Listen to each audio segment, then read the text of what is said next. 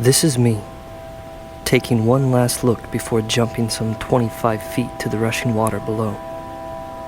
In some ways, this moment represents much more than it seems.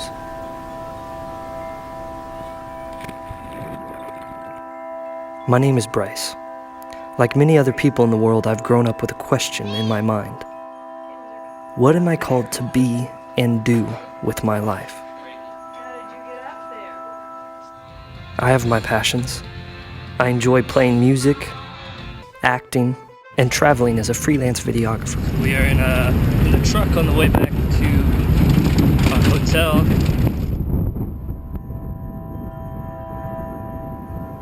However, my life still feels like a work in progress. Like many people in today's fast-paced world, I wonder if my decisions and direction in life are on track. These questions have led me to something unique, something that up until a year or two ago, I had no idea even existed. A special sacrament that the community of Christ offers, called the evangelist blessing. The story of my evangelist blessing begins with an idea. After requesting some information on how to obtain an evangelist blessing, a close family friend of mine recommended that I get in touch with someone that they thought would be a solid match for me. Trusting in their judgment, I arranged an initial phone meeting before leaving town for a month's worth of travel and filming. This is my last night in good old Blue Springs, Missouri, before heading out to Honduras. Of course, last night it decided to snow and ice a little bit, figures, and the sunset has done something very nice. This is kind of a pretty color. I don't know if the camera can see it. But at this moment, actually right now, I am in the middle of packing up all my stuff and heading down to Central America. I don't know, I guess the best way to do this is to just jump into it. And that's really what the process is all about, is being as honest as you can about all of this, about what I'm feeling and what my expectations are right now in life. And as you can see, it looks like a tornado has come through here because I'm tearing things up, looking for pieces that I know that I wanted to pack, or a shirt here or there, or things like that. And so things feel kind of crazy hectic right now. Which I think is a perfect reflection of how this blessing is going to play into my life. That I have these moments of extreme chaos where it's go, go, go, like get the projects done, film as much as you can, get out of town, get out of the country, go do something like that, when I feel like there's so much that I should probably focus on here. Every time I'm home and I come into my bedroom, I'm looking around and I'm thinking, I really need to organize this. I really need to just give myself a day or two just to focus on this one room of my apartment. We'll see. We'll see. I'd say, a year from now, we'll see where things are in my life. And if I feel like I have a better handle on the state of things.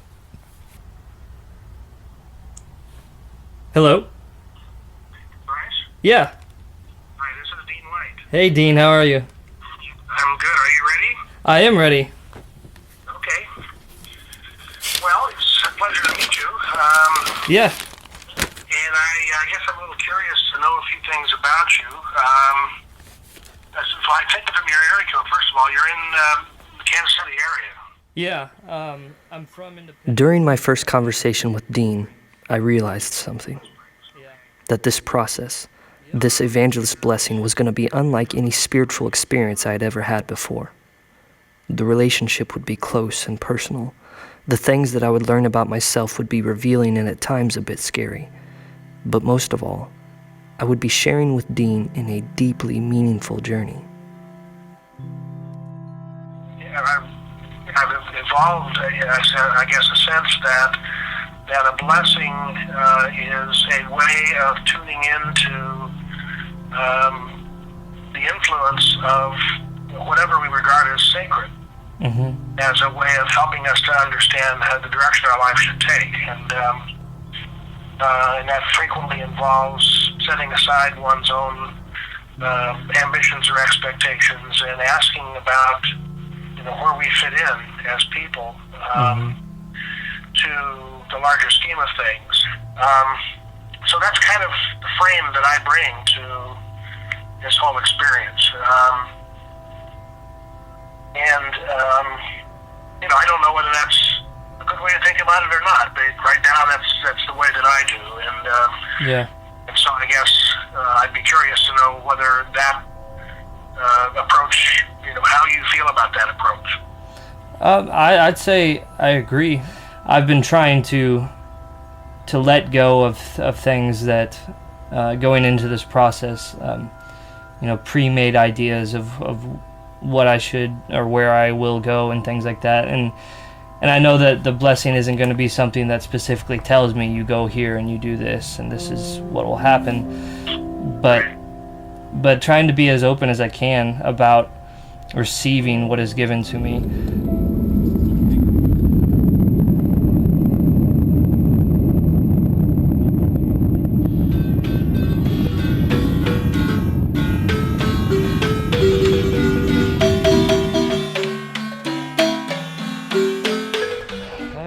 Well, this is Honduras. I've been here for a few days now. I'm really excited to get back and share this experience with Dean. Let him know what it was like, get his opinion on it.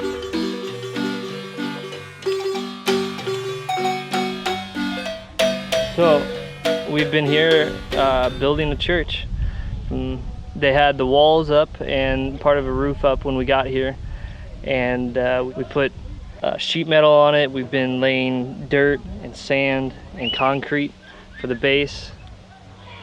There's something very, very real about it, and it's good to get outside of that mindset that I had at home. And I think this has given me good perspective on the blessing and things that I'd like to share with Dean about myself and my experience with my work. I don't know, that's all I got for now. I'm gonna try to do some more kind of video entries before I leave here. We're going to a few other locations after this. I think it's gonna be awesome. I really do. Hola. Hola. Sometimes it takes stepping out of your comfort zone to really see the bigger picture. For me, the relationships and experiences that I began to capture on these trips started to open my eyes to the importance of human relationships. I was using one of my passions, video, to share these positive happenings with the bigger human family. The things that I saw were people helping people, genuine acts of kindness that came from a place of compassion and love.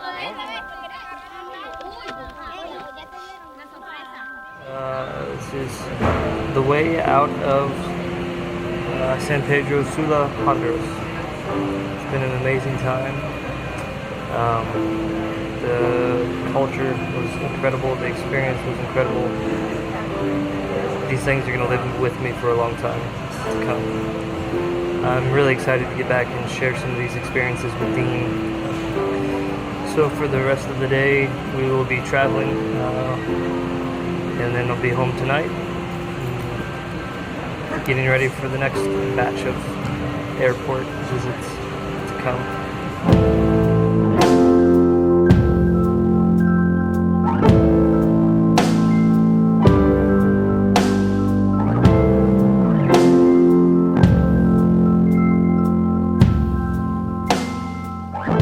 Well, welcome to the new office.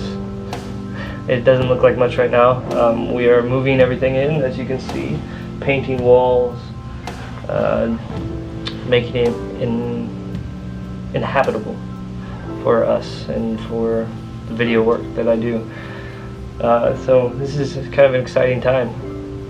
I've been thinking a lot about what the next things I want to talk to Dean about are.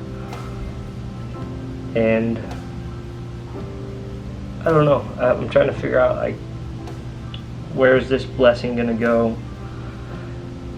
And what is it going to tell me that I don't already sort of have a sense of within myself? And I hope that there's something that comes out of it that surprises me. I've really been thinking about that lately. I hope that I don't just, it's weird to explain. Like, I don't want just my own ideas to be confirmed by it. That'd be nice if they do. That's part of it. But at the same time, I want something new out of it, a new direction, a new aspect of my life and where I'm going. I want that to be revealed through this process.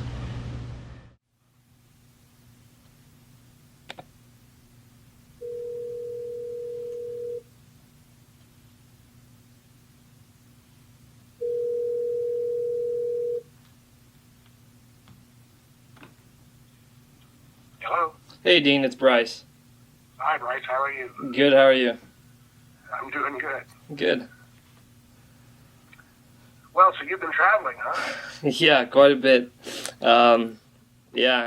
Actually now I guess I've been home for From the start, almost a this month. conversation was different. It was apparent that something had already began to develop between Dean and me. We no longer talked about our backgrounds or where we'd come from. This time it was about exploring life, about what was happening right now. We talked about my travels, about Dean's life, and about how we were feeling at this point in the blessing. Towards the end of the conversation, we decided it was time to arrange a meeting, face to face. What does your kind of mid-April look like?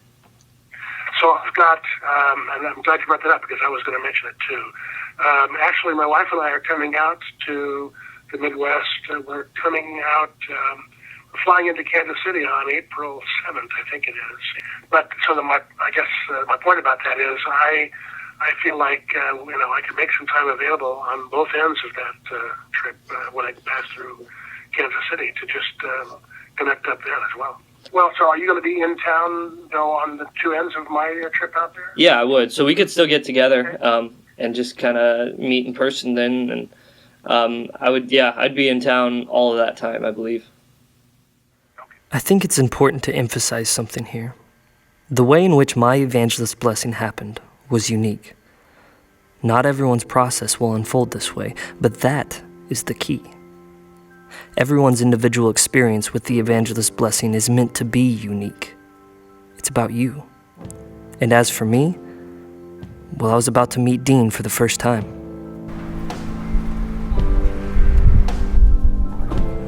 Dean? Hi. Hey. How are you? Good.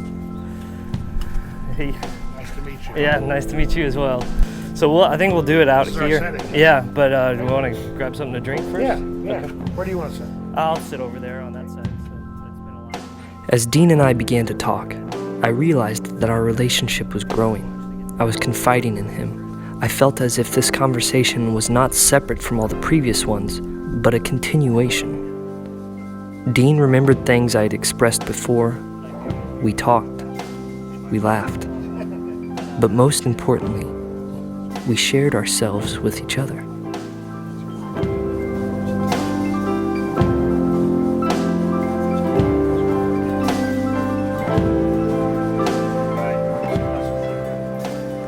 A couple weeks later, Dean was passing through town again. We met up for some pizza and our final face-to-face conversation before the blessing was to take place. Even though at this point I'd only known Dean for a few months, it felt as if we had been friends for years.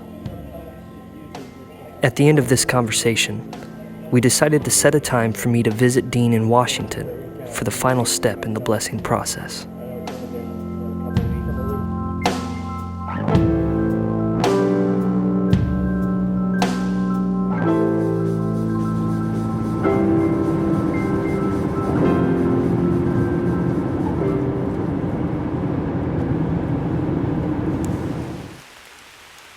At some point in our final conversation, it hit me.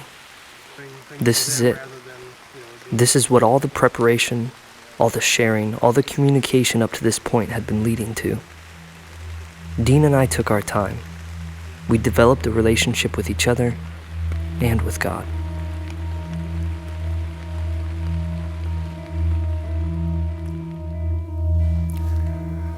So Bryce, I'm going to lay my hands on your head and bring you a blessing that God has commissioned me in my priesthood office of evangelist to provide to you at your request. I'm going to be using language of prayer initially and then speaking to you in the first person. Do not imagine that I view myself as speaking as if I were speaking from God. I am speaking to you as I have discerned the words that I think would be of help and comfort to you, and so treat them accordingly.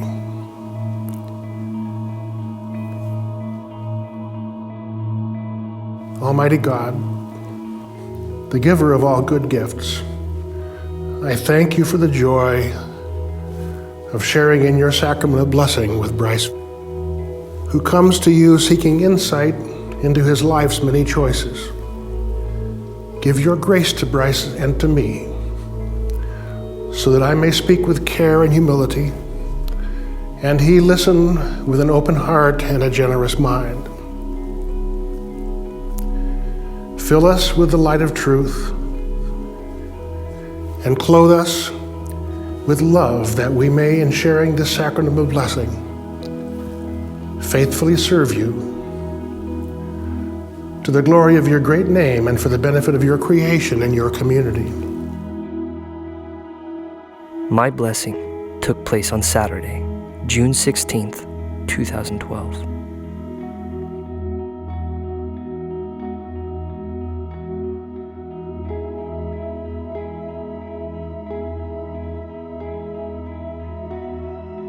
The things that were given to me in my evangelist blessing far exceeded what I had expected or even hoped.